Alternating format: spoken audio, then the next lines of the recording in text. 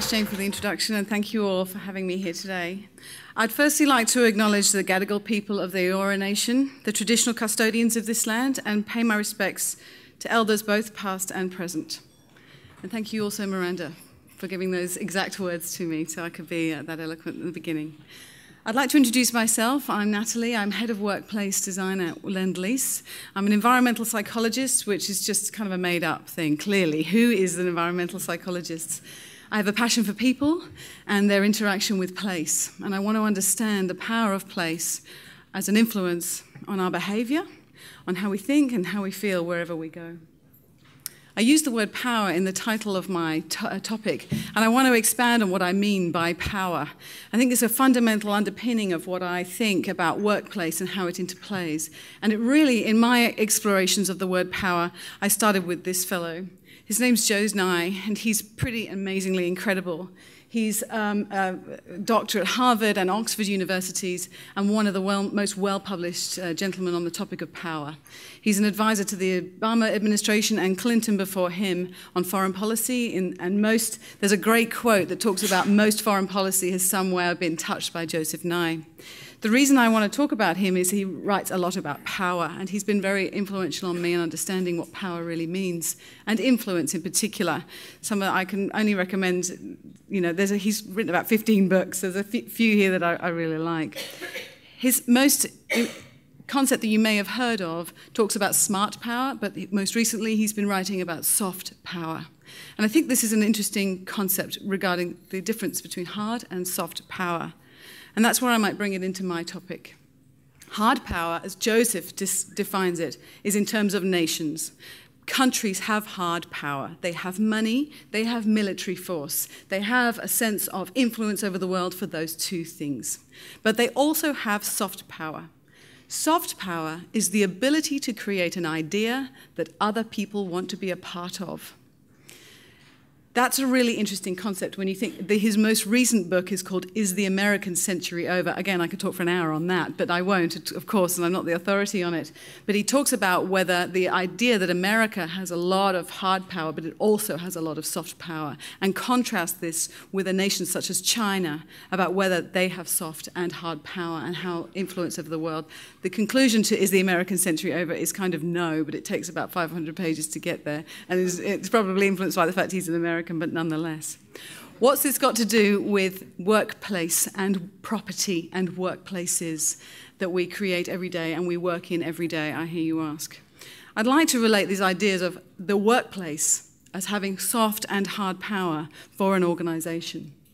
What is a workplace at the end of the day has two influences, and I just want to unpack that for a few moments. The workplace, the place of work, the office, is a container. It's a container of work. It's a place where we go, where the work belongs. It's a box in which we go to put all our work and to complete all of our work. And over time, we found, in fact, that's not as true as it used to be, because this happened. It started getting out of the box. And you can see it everywhere in this city, in coffee shops and in lobbies and in hotel lobbies. And just over there, I walked past it. I did it myself. I sat there and my work had leaked out of my building. Unbelievable.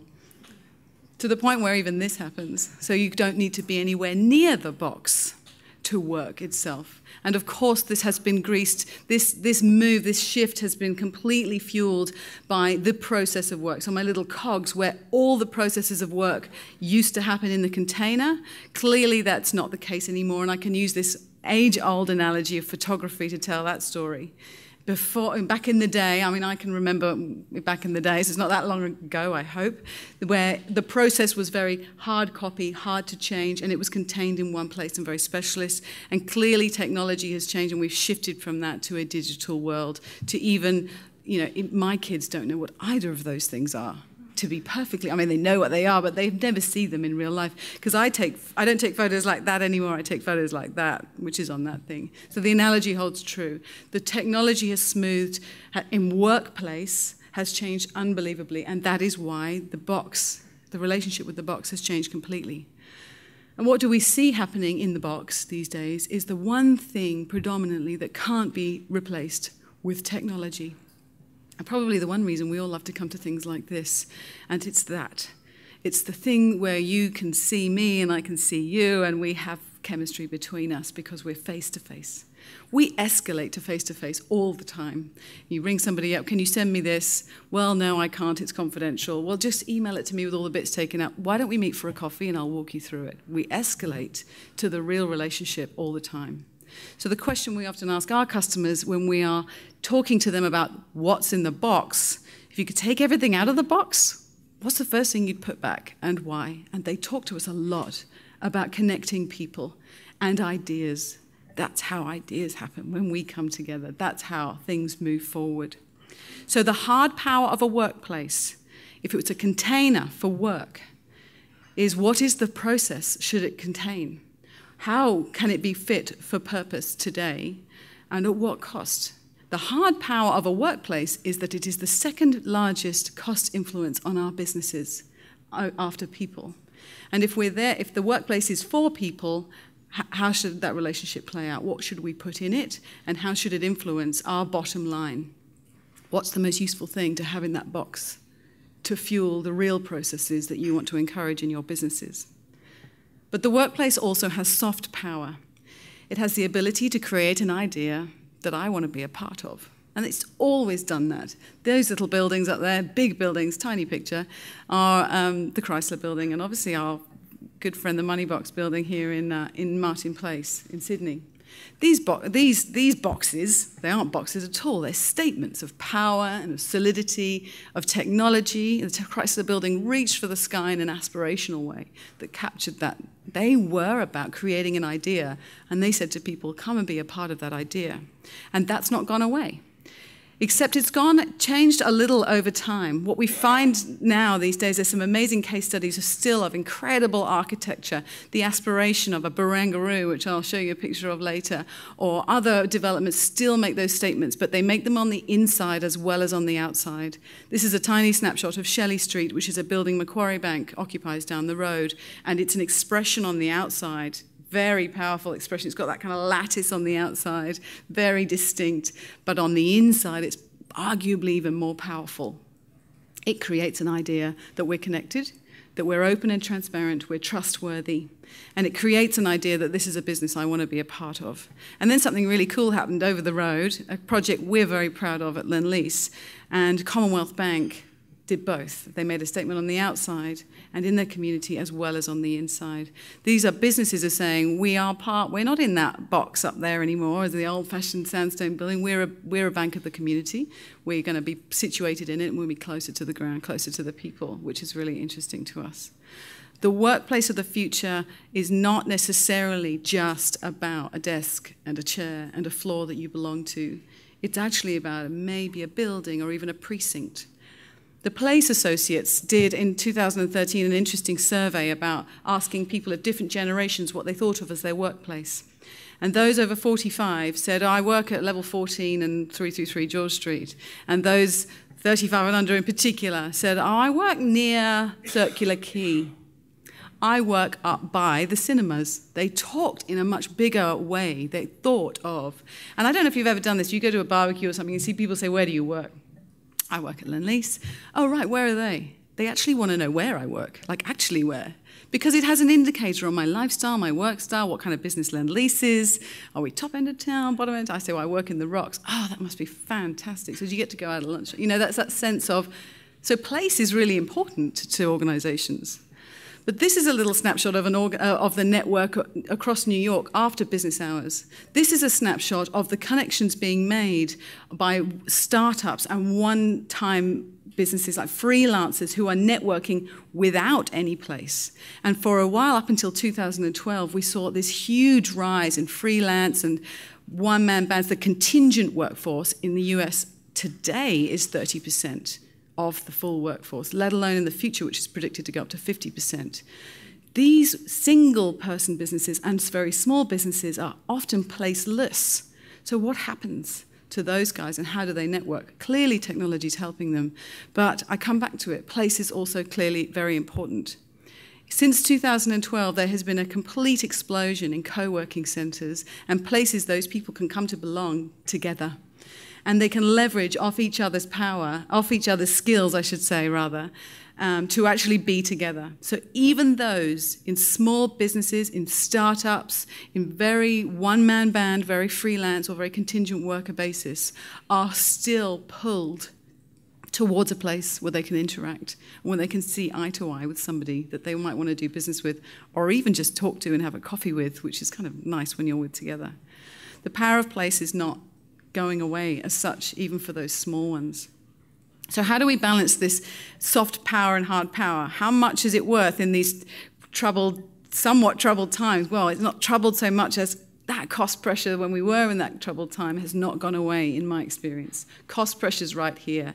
But I want to create a workplace that expresses what we do, yet I still know it's a very expensive thing to do. I know I want people to come together to have great ideas. What are the design? What are the settings and places and buildings that will encourage the behavior to have people mixing, sharing information, or just having a beer or a coffee? I mean, what are the things that we need to put in place? Here's someone who got it right, or somewhat got it right. Google, someone who expresses their brand so amazingly powerfully in their workplaces. They closely understand the relationship between culture and workplace and innovation, which is really interesting. I was variously involved with those in a past life, so to speak, before Lease, and they very tightly manage the costs that they put into their workplace. And I'm not speaking out of school to say that. I hope we all are. But they have a very good balance of how to create a place that people want to be and an idea that people want to be a part of that's aligned to their business strategy. The first place to look for your workplace strategy, your design strategy, if you want your workplace to be a powerful tool for innovation and for your business, is your business strategy. Look at your business strategy, I would suggest, your values, your mission, and think, well, if I was to live that physically in my workplace, what would it look like? And that would be the best place to start. And you'll create a place of choice, a place that people want to be, and that's what we really want. When work is leaked out of the building and people can work anywhere, how do we get them in? Because that chemistry really needs to happen if innovation is on the agenda. And most pertinently, it'll be this generation. I don't know if they're really called Gen Z, are they? I don't know. I'm making that up as I go along, obviously, about gens. But the next generation are coming into the workforce who are digital natives, of course, the iKids. These are my iKids. They are sort of attached to their iPads and whatever they like. They feel very differently about where work might happen. They're witnessing it in myself and my family and my husband, but they will have different expectations of what success looks like. This is one of their heroes. This guy is called Marcus Persson. Marcus Persson, you probably have never heard of Marcus Persson, but anybody in this room with a child between 8 and about 15 will have heard of Minecraft. And he invented Minecraft. This guy's a Norwegian, Swedish genius of some kind. So he sat on a milk crate in a basement somewhere and came up with this idea. He's now worth $5 billion as he was bought out by Microsoft or whomever. Forgive me not knowing the details. I'm sick of Minecraft. If my kids keep playing, I'll drive them nuts. He actually emphasized the idea well over. He wasn't there to make money to start with, and clearly he's made a great deal of money. He had an idea. He had an idea. He had the ability to create an idea that people wanted to be part of first, and it came second. I would suggest it's not hard power plus soft power. It's soft power first. What's the idea? What's your strategy? And then how can we manifest that will lead to the hard power, which is a very interesting, different way of ordering that in. Our experience, we provide workplace advice and design guidance for all kinds of people, Lend-Lease customers and other customers too, and we are seeing this as a common theme. These are the questions that our customers are asking us. From wonderful clients such as the Sydney Opera House, you think they've got their workplace sorted, but it's interesting where people really work in the Opera House. Clearly, they don't sit and work in the auditorium, in the concert hall, but they sit in very. I can't be polite about it. They're like bunkers underneath. I'm trying to be really polite about such a beautiful icon, but it's a very difficult place to work. And what they said was, our key is creativity. Our key is innovation, and we're sitting in the dark, separated from each other. So how do we deal with this? So questions of, like, this is our mantra, but I can't walk in the door every day and feel it. I can't do it, so what would we do about that? And how do we align what we do with where we do it and how we do it? Technology and brand is technology organizations probably have the forefront in terms of brand and so forth. But other organizations, professional services and financial sector, have a lot to gain in this space. A lot to gain. You're looking out the window at Commonwealth Bank. I didn't realize you'd be looking right out the window at Commonwealth Bank in this subject, but I'll show you a quick picture of what it looks like on the inside in a moment. But there is an organization with a lot to gain. One of their forefronts is an innovation key, a lot to gain from really living the dream there. Workplaces have evolved over time from clearly modular spaces that are offices and open plan, typically very status oriented, and there are workplaces these are all valid models today, but genuinely we have seen a progression to more open planning, and then the cost consultants got hold of workplaces and made these hellish cubicles and sea of grey desks that just drive me nuts. They have nothing to do with innovation or creativity or values, unless I can't even imagine what your values might be to have workplaces like that. And there's an enormous amount of them in Australia, in the world. But a lot of those, as I said, were controlled by the cost consultants. How do we make it as efficient as possible? And an organisation like Commonwealth Bank came up against that question, and they started to answer it with places like this, which are highly efficient, so they don't use more space, but they are very diverse. They look like this. They have settings which you use when you need them. The analogy is more like a Qantas club than a normal workplace. So you have membership, not ownership. It shifts. There are offices, there are open plan desks, and there are collaborative spaces, and you use the bits you need, just like you would at the Qantas Club or the Chairman's Lounge. One day I'll get to the Chairman's Lounge and be able to validate that case study. They look very diverse. They are places people want to be. They're very bright and colourful. They are highly efficient. They really speak volumes about openness and culture. They are making people happy, which is kind of amazing. This is a boring old bank, and they're really happy about being there, which is incredible. Is it the be-all and end-all to divorce people from the desk? Is it the be-all and end-all? Some in the room will know a lot about activity-based working, which is what I'm talking about, and some will know very little, of course, I realise that. But what we are seeing is that there is activity-based working as a complete choice for people who are at that crux of efficiency and effectiveness, in particular looking to emphasize collaboration. But there are others too. Team-based working is something we're seeing as a progression from that, largely fueled by a lot of our technology clients, which is a very interesting space for us. Let me just quickly, just to finish, work through that. Activity-based working is focused on the individual. It tells you perform where you want, when you want to get your best performance as a person. And we'll provide the setting for you to do that. Typically, you belong to a neighborhood. You share different settings every day. And it's diverse, but it's quite generic. You get the same choices in each Qantas club, shall we say. It's very open and connected, and that's a great thing if those are your motivators, but sometimes it's a bit misaligned to what might be going on when you need to stick a team together, in particular, a project or an innovation team. And that is the questions that we're now trying to answer. Predicated on innovative organizations such as D-School, the design school in Stanford, who some of you will know if you're in the innovation space, and the gold standard around Agile methodologies, which is a way of working through innovative projects, which is Spotify in the New York office. These spaces are predicated on balancing choice with creating small, focused team areas, with having really good ease of constant collaboration, but the total decompression of uninterrupted thinking space. I was just talking in the break to someone about, I don't have a customer that doesn't say to me, give us headspace. Just give us time to think, please. So we have to get this balance right. And the use of visual information and display, again, is another signature tune of Agile methodologies. And you see the D-School, they're standing around their whiteboards and all the Post-it notes are moving to the right very slowly. And that's a way, naturally, that's potentially a crisis in open plan workplaces because we don't have any walls and we don't have anywhere to put stuff. So this is heading us towards a team-based working. Again, I'm sort of giving more questions than answers, I realise, but this is the area in which we're trying to say what's the right balance of ownership versus membership, What's the right balance of efficiency and cost, that hard power your workplace has, versus creating an idea and a brand that people, a place people want to come. And we hope we can showcase some of that in our Barangaroo development down the road. I had to give it a plug, absolutely. We're proud to say that this will be one of the most progressive workplace communities, we hope, in the world, actually. But I won't give you all the crown jewels straight away. That's it from me. Thank you.